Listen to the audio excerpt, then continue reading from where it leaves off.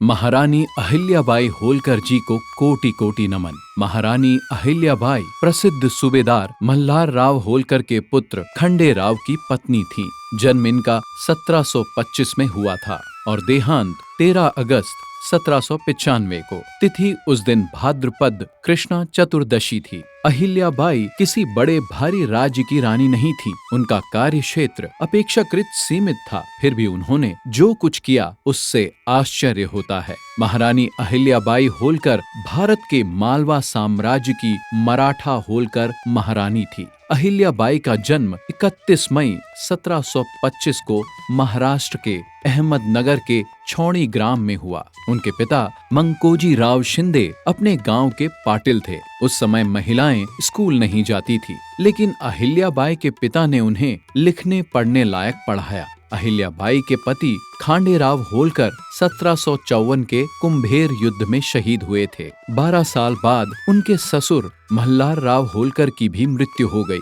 इसके 1 साल बाद ही उन्हें मालवा साम्राज्य की महारानी का ताज पहनाया गया। वो हमेशा से ही अपने साम्राज्य को मुस्लिम आक्रमणकारियों से बचाने की कोशिश करती रही, बल्कि युद्ध के दौरान वो खुद अपनी सेना में शामिल होकर युद्ध करती थी। उन्होंने तुकोजी राव होलकर को अपनी सेना के सेनापति के रूप में नियुक्त किया था। रानी अहिल्याबाई ने अपने साम्राज्य महेश्वर और इंदौर में काफी मंदिरों का निर्माण भी किया था। इसके साथ ही उन्होंने लोगों के रहने के लिए बहुत सी धर्मशालाएं भी बनवाई। ये सभी धर्मशालाएं उन्होंने मुख्य तीर्थ स्थान जैसे गुजरात के द्वारका, काशी विश्वनाथ, वाराणसी का गंगा घाट, उज्जैन, नासिक, विष्णुपद मंदिर और बैजनाथ के आसपास ही बनवाई। मुस्लिम आक्रमणकारियों के द्वारा तोड़े हुए मंदिरों को देखकर ही उन्होंने सोमनाथ में शिव जी का मंदिर बनवाया, जो आज भी हिंदुओं द्वारा पूजा जाता है। इनका विवाह इंदौर राज्य के संस्थापक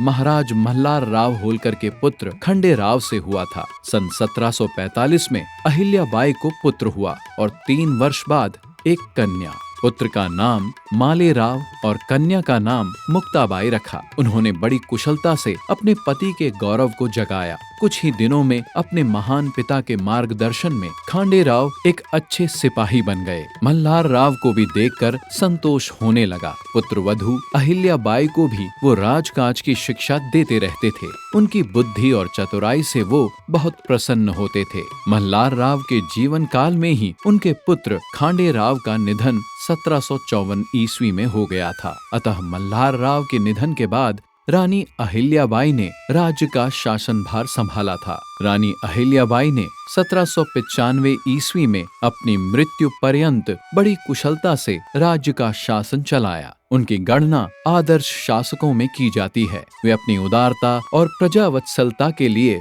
प्रसिद्ध हैं। उनका एक ही पुत्र था, माले राव, जिसकी 1766 ईस्वी में मृत्यु हो गई। 1767 ईस्वी में अहिल्याबाई ने तुकोजी होलकर को सेनापति नियुक्त किया। रानी अहिल्याबाई अपनी राजधानी महेश्वर को बनाया। वहां उन्होंने 18वीं सदी का बेहतरीन और आलीशान अहिल्या महल बनवाया। पवित्र नर्मदा नदी के किनारे बनाए गए इस महल के इर्द गिर्द बनी राजधानी की पहचान बनी टेक्सटाइल इंडस्ट्री। उस दौरान महेश्वर साहित्य, मूर्तिकला, संगीत और कला के क्षेत्र में एक गढ़ बन चुका था। मराठी कवि मोरोपंत, शाहिर अनंत फंडी और संस्कृत विद्वान हुलासी राम उनके कालखंड के महान व्यक्तित्व थे। एक बुद्धिमान, तीक्ष्ण सोच और स्वस्फूर्त शासक के तौर पर अहिल्याबाई को याद किया जाता है। हर दिन वो अपनी प्रजा से बात करती थीं, उनकी समस्याएं सुनती थी। उनके कालखंड 1767 से लेकर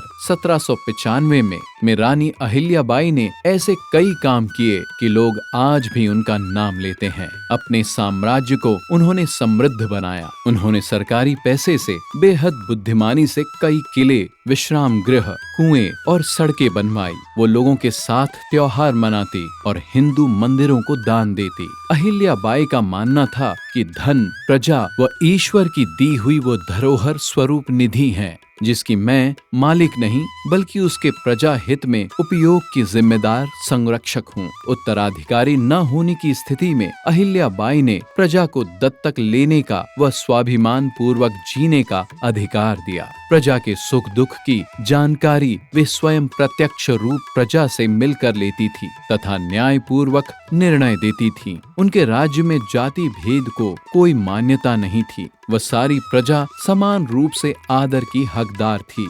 इसका असर ये था कि अनेक बार लोग निजाम शाही व पेशवा शाही शासन छोड़कर इनके राज्य में आकर बसने की इच्छा स्वयं इनसे व्यक्त किया करते थे। अहिल्याबाई के राज्य में प्रजा पूरी तरह सुखी व संतुष्ट थी क्योंकि उनके विचार में प्रजा का संतोष ही राज्य का मुख्य कार्य होता है। लोक माता अहिल्या का मानना था कि प्रजा का पालन संतान की तरह करना ही राजधर्म है। उन्होंने 1777 में विश्व प्रसिद्ध काशी विश्वनाथ मंदिर का निर्माण कराया। शिव की भक्त अहिल्याबाई का सारा जीवन वैराग्य, कर्तव्य पालन और परमार्थ की साधना बन गया। मुस्लिम आक्रमणकारियों के द्वारा तोड़े हुए मंदिर को देखकर ही उन्होंने सोमनाथ में शिव का मंदिर बनवाया, जो शिव भक्तों के द्वारा आज भी पूजा जाता है। शिव पूजन के बिना वो मुंह में पानी की एक बूंद नहीं जाने देती थीं। सारा राज्य उन्होंने शंकर को अर्पित कर रखा था और आप उनकी सेविका बनकर शासन चलाती थी। शिव के प्रति उनके समर्पण भाव का पता इस बात से चलता है कि अहिल्याबाई राजपत्रों पर हस्ताक्षर करते समय अपना नाम नहीं लिखती थीं, बल्कि पत्र के नीचे नीचे केवल श्री शंकर लिख देती थी। उनके रुपयों पर शिवलिंग और बिल्व पत्र का चित्र और पैसों पर नंदी का चित्र अंकित है। ऐसी प्रजा वत्सल महारानी को हमारा कोटि कोटि नमन।